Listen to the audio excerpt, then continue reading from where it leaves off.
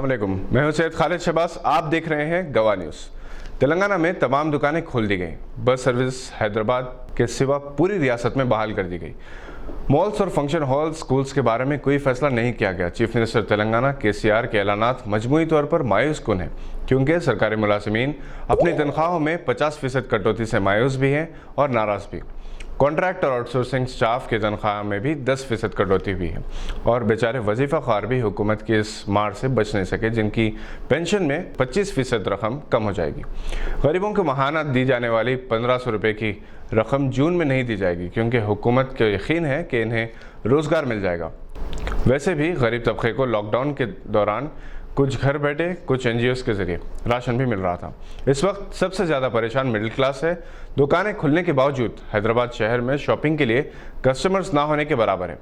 खासतौर पर पुराने शहर हैदराबाद में मंदिरा बिल्डिंग से चार मीनार के टेक्सटाइल्स, फुटवेयर, शादी ब्याह के तकारीब के साजो सामान की दुकानें, वहाँ बिल्कुल ही कस्टमर्स नहीं हैं। हालांकि आज पूरी मार्केट में सड़कों से लेकर दुकानों तक सैनिटाइजर स्प्रे किया गया। कॉरपोरेटर पत्थरगट्टी सैयद महमूद सोहेल कादरी की निगरानी में ये काम हुआ।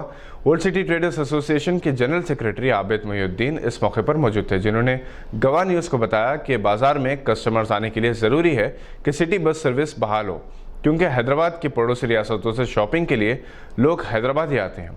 इसके अलावा जब तक फंक्शन हॉल्स को खोलने और शादी ब्याह तकारीब की इजाज़त नहीं दी जाती, इस वक्त तक मार्केट अपने कस्टमर्स के इंतज़ार में रहेगी। मार्केट के जिम्मेदारों की जानिब से सैनिटाइजेशन और सोशल डिस्टेंसिंग का पूरा लिहाज किया जा रहा था, ताकि आवाम का एतमाद बहाल हो सके। दुकान के मालिकीन को भी अपनी जिम्मेदारी का एहसास है। इसी तरह फंक्शन हॉल्स के जिम्मेदारों को भी ये एहसास दिलाकर इनके कारोबार शुरू करवा दिए जाए तो आम आदमी को फ़ायदा होगा। फंक्शन हॉल्स के बंद होने की वजह से लाखों गरीब, बिलखुसूस नौजवान बेरोज़गार हो गए हैं। एक फंक्शन हॉल में होने वाली तकरीब से 200 से 500 नौजवान को रोज़गार मिलता है। केटरिंग, डेकोरेशन से लेकर वैले पार्किंग तक सभी गरीब और नौजवान खिदमत अंजाम देते हैं। फंक्शन हॉल्स बंद होने की वजह से textile showroom, readymade garments showroom, footwear shops, jewellery shops, crockery से लेकर हर किस्म के कारोबार मुतासर हुए हैं और इन कारोबार से हज़ारों अफराद के रोज़गार लगे हुए हैं। कई कारीगरों को लॉकडाउन के दौरान भी इनके दुकान के मालिकीन ने न सिर्फ तनख्वाहें दी बल्कि तमाम सहूलतें फराहम की। आबिद मोहिउद्दीन ने बताया कि लॉकडाउन की वजह से जो नुकसान हुआ है, इसकी तलाफ़ी मुमकिन नहीं।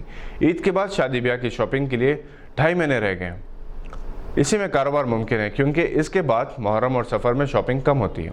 रियासती हुकूमत को चाहिए कि वो ताजिर बिरादरी के मसाइल को समझते हुए हमदर्दाना इक़दाम के तौर पर लॉकडाउन को मुस्तकिल तौर पर बर्खास्त कर दी।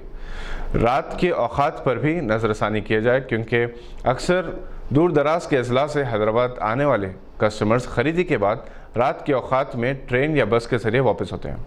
वैसे हुकूमत ने यह ऐलान भी किया है कि लॉकडाउन के दौरान बस सर्विसेज जारी रहेगी। मुसाफिरीन को सफ़र के लिए कोई मुश्किल नहीं होगी, मगर इसके लिए बस टिकट अपने पास रखना होगा। इस सिलसिले में आवाम में शोर बेदार करने की ज़रूरत है।